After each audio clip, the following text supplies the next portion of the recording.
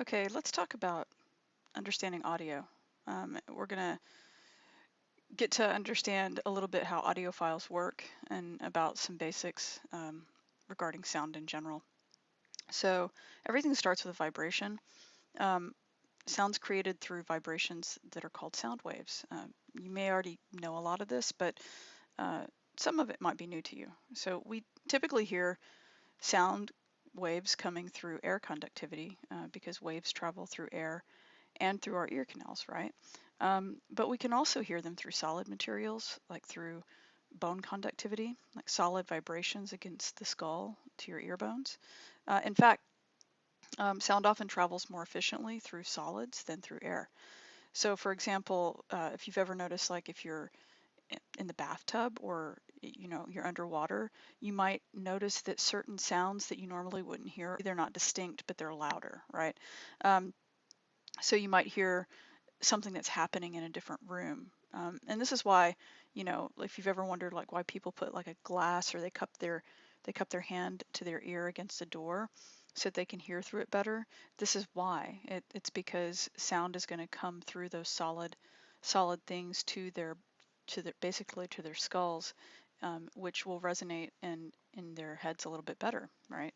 So if you think about it too, like that's why if you do something like brush your teeth, the sound of brushing your teeth is like super, super loud versus like if you're listening to someone else brushing their teeth, right? It's because the bones in your head conduct the sound better than the airwaves do. All right, and this is also like how if people wear hearing aids or certain even kinds of headphones that use bone conductivity, how they work, and like hearing aids and implants and stuff that will work for people who can't really, like their eardrums don't work properly anymore and they can't receive any kind of input through their um, eardrums, right, through air conductivity. So let's look at a waveform. So sounds can be analyzed through a visual representation called a waveform, and this is probably something that's recognizable to you. So anytime you edit sound, you look at it on a timeline when editing in digital application. You're likely going to be provided with a waveform that gives you visual information about what's happening in that sound file, because that's the easiest way for us to be able to edit the audio, right? And there are other kinds of waveforms besides this one. There are also spectral waveforms, which we'll get into later in the semester. Um, but this is like a really common type of waveform that you would see in an audio application. So to understand like what's happening in this waveform, let's look at wavelength, frequency, and amplitude. Okay. So first of all, wavelength. What is that? It's the distance between one crest to the next crest in a sound wave. So let's take a look at this picture really quick. Wavelength is going to be, from this point, say, to this point, right? And a crest doesn't just have to be up here above the baseline. All right. A crest can also be a low crest as well. All right. So that's what defines a wavelength, is from the distance between one crest to the next crest, right? And then if you look at what frequency is going to be a measure of complete wavelength cycles in 1 second, or cycles per second. And the name of this unit of measure is often more commonly called hertz. It's named after the scientist who discovered frequency.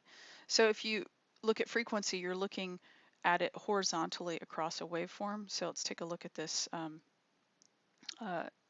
example. So up here in this example, it says example of a 4 hertz frequency wave, right? So that means that we have 1, 2, 3, 4 crests over the period of this 1 second cycle, okay?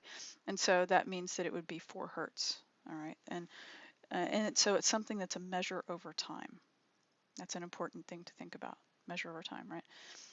And so you've probably heard of pitch, right? So pitch it's not a scientific thing exactly. It's basically something that we perceive, all right? And the reason that we are perceiving it, right, is because a sound wave is a scientific thing that can be measured, right? But the way that we perceive something is in our brains, right? And so to have something that is scientific, like an actual wave, right, come into our ears, hit our eardrums, and then an audio, like your audio nerves, right, that will pick up that signal. They translate that to your brain, and then your brain has to make a perception of what that information is that's coming in. And so, like how I perceive something might be slightly different than the way you perceive it. The idea is that we generally all kind of perceive things the same way, but different people are going to have different perceptions based on what the capability is of, you know, their biology, right? So maybe for some people the perception is going to be different than others because maybe um, they have, you know, damage to their ears, or maybe because some people's, you know, brain signals work a little bit differently, right? And so the idea of pitch we like to think of as a pretty standard concept, but technically it's just a perception, all right? And so people also think that pitch and frequency are identical, and they're not, right? So um, it really has to do with the physical apparatus of your ears and your interpretation that your brain is making from the signals that are received. So amplitude. So for instance, you're not going to see on this diagram anything about pitch, right? Because pitch is about what's happening in your brain. So amplitude, that's going to be the measure of positive or negative change in the atmospheric pressure that's caused by sound waves. So if I were to, you know, sorry, that was kind of loud. I'm clapping my hands together, right? So I'm clapping my hands, or if I were to like smack my hand on a desk or something like that, what I'm doing is I'm compressing those sound waves with more force, and so it becomes louder. So it's amplified, right? Amplification, by the way, can go in two directions. Just because we talk about amplification most traditionally, like with an amplifier, we think of it as getting louder, but you can also decrease amplification. So amplification is not just a one directional thing, right? It can be to decrease amplification, it can to increase amplification, right? So, but to amplify is traditionally thought of as making something louder, but it's not necessarily. So to, you know, think of it, you know, in both directions. And the way that we would look at it, like on this this diagram right here, is that you look at the distance from the baseline to the crest, whether that's low or whether that's high. And so that's the amplitude. And you know, if you think, and amplitude works with all sorts of waves, right? It's not just sound waves. So if you look at the way that the ocean works, right? If there is a tsunami, then the crest of the water is going to be much higher because there's more force that's being projected. And you know, things that oftentimes will cause a tsunami would be like if there's an earthquake in the middle of the ocean where the water is displaced by the massive force of the earth, you know, moving underneath it, it's going to displace that water, and that water's going to have these massive crests in the waves, and it's going to push that force through all the way to the shores, right? It's the same principle. Earthquakes are going to be the same too. Whenever there's a disturbance or a displacement of the earth, all the things that are touching it, right, are going to have these shock waves, right? So essentially, you can think of any sort of wave as having force moving through it, right? So, okay, so and you might say, well, okay, well, like you gave me the instance of clapping your hands together. Well, how does electric amplification work, right? There's no one like clapping their hands inside of an amplifier, right? Like a guitar amplifier or something. So the way that something like that would work is that it uses, instead of, you know, like physical, you know, clapping or, you know, some kind of massive physical um, force, then what it's doing is instead it uses this thing called an oscillator. Um, and it will increase the amount of energy that's being pumped through that thing, and it increases the oscillations in the electric current so that it will amplify the sound that's coming out. Okay, so it's just translated into this other mechanism, but it's the same concept.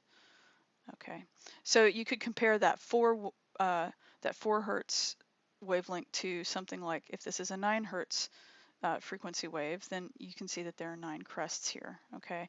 And in this case, the amplitude's not necessarily any greater. I don't think it is.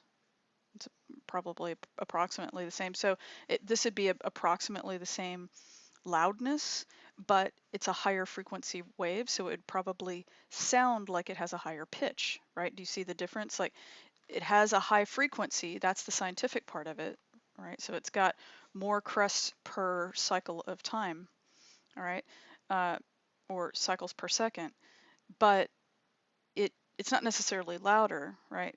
So because it has more uh, cycles per second, it's going to have what we perceive to be a higher pitch. It's going to sound higher, like, all right. So typically, for instance, a lot of women's voices have a higher pitch than men's voices because of the way that their vocal boxes work, right? Or the vocal cords, right? So anyway, let's come down. And then, so if we look at that and then we translate that into digital sound terminology, then we can look at 3 things that really determine the way that sound works in a digital environment. So we have what's referred to as sample size. So sample size is going to be the vertical resolution. Remember what we talked about vertical, right? That's going to be amplitude, right? So you're measuring the distance from the baseline to the crest. So that's going to be vertically, right? So that's the strength of the signal, right? Okay. So and the sample rate is often measured in bits, and it determines bit depth. Okay. Um, Typical like CD audio. I know we don't really use CDs anymore so much, but you know, a typical like good quality audio is recorded at a 16-bit sample size. Excuse me. So let's look at sample rate. So anytime we talk about rate, what are we talking about? Think about what rate is. It can mean a lot of different things, right? Rate would be, you know, like rate of speed, for instance. Like if you think about what a rate is, it's going to be something that's related to time. Remember what we said before, if something's related to time, then we have a timeline, which would visibly be a horizontal concept. If, you know, we're trying to translate that to something visual. So that's going to be the horizontal resolution of the sound over time. So, and what that means is it's the number of samples the number of samples of sound recorded per second of time, okay? And so like a good quality audio is traditionally 44 kilohertz, okay? So samples per second, 44,100 samples per second, okay? And then to understand what bit rate is, you're taking the sample size and the sample rate together to make up a unit of measure that we refer to as bit rate. So this total amount of digitized information is usually measured in bits per second. Okay, and you can think of it as like how much data per second is required to transmit the file, you know, which can then be translated into how big the file is. And if you guys, you know, want to learn a little bit more, there's a really great article right here on this thing called tceds.com. Okay, so how do we work with these audio files? Well, there's some different softwares that you can use. If you're using the Creative Cloud, there's Audition, and there's if you're using Apple stuff, then there's Logic or Logic Pro.